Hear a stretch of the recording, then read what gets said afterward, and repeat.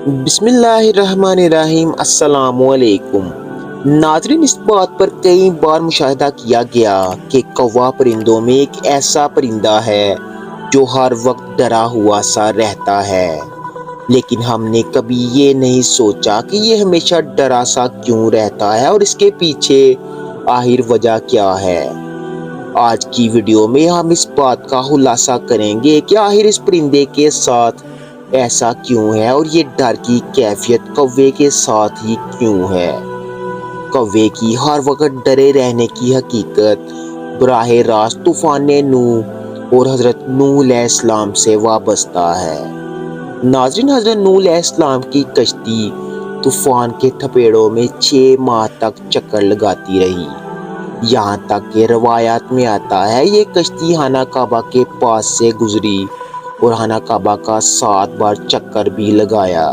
اور پھر اللہ کے حکم سے یہ کشتی جودی پہاڑ پر ٹھہر گئی جو عراق کے ایک شہر جزیرہ میں واقع ہے۔ حضرت نوح علیہ السلام نے روح زمین کی خبر لانے کے لیے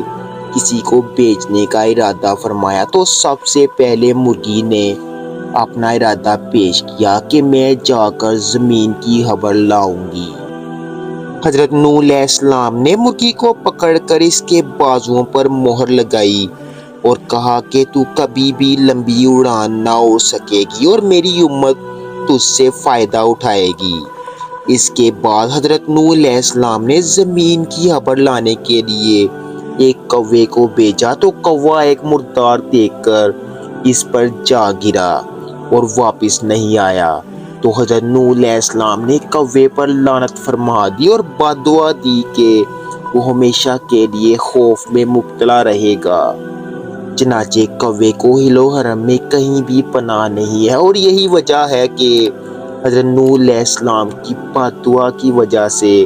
کوا ہمیشہ ڈرا ہوا سا رہتا ہے۔